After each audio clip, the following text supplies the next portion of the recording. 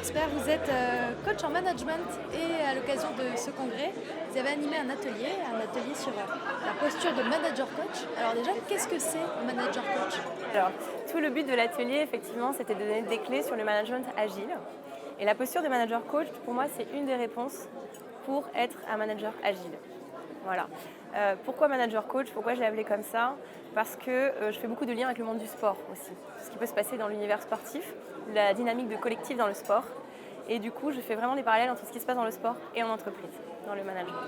Pourquoi c'est important que les professions du chiffre se spécialisent ou du moins se forment sur tout le côté management? Alors c'est hyper intéressant. J'étais ravie d'avoir autant de monde à mes ateliers, même surprise. Parce qu'effectivement, habituellement, j'interviens pas chez des experts comptables ou ce genre de structure. J'interviens beaucoup dans des grands groupes ou les choses voilà, où on est plus à même de faire du management agile, etc.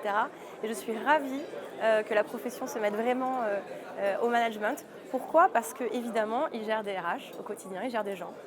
Et ils se rendent compte qu'ils n'ont pas forcément toutes les clés. Dans leurs études, on ne leur apprend pas à le faire. Et même quand on apprend à le faire, on voit que c'est quelque chose qui est compliqué et qui s'apprend, tout comme on peut apprendre la fiscalité ou d'autres sujets.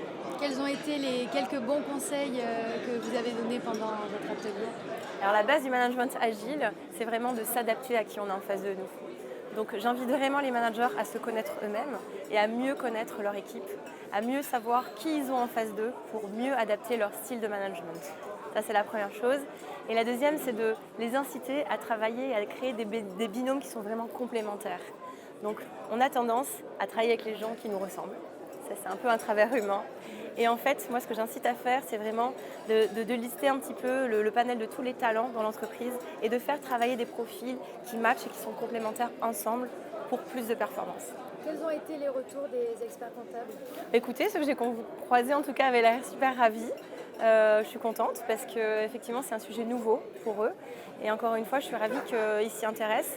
Là, on a monté le club management du coup récemment avec l'ordre et on a quelques inscrits. On aimerait en avoir plus, surtout pour eux parce qu'en fait, ce que je réalise, c'est qu'il y a un besoin, il y a un vrai besoin dans les cabinets comptables de ça. Donc voilà, nous on a une réponse à leur apporter, donc qu'ils n'hésitent pas à se former. Il n'y a pas de tabou par rapport à ça. On a tous besoin d'apprendre et de se former sur le management. Merci Romy pour votre Avec plaisir. Merci à vous.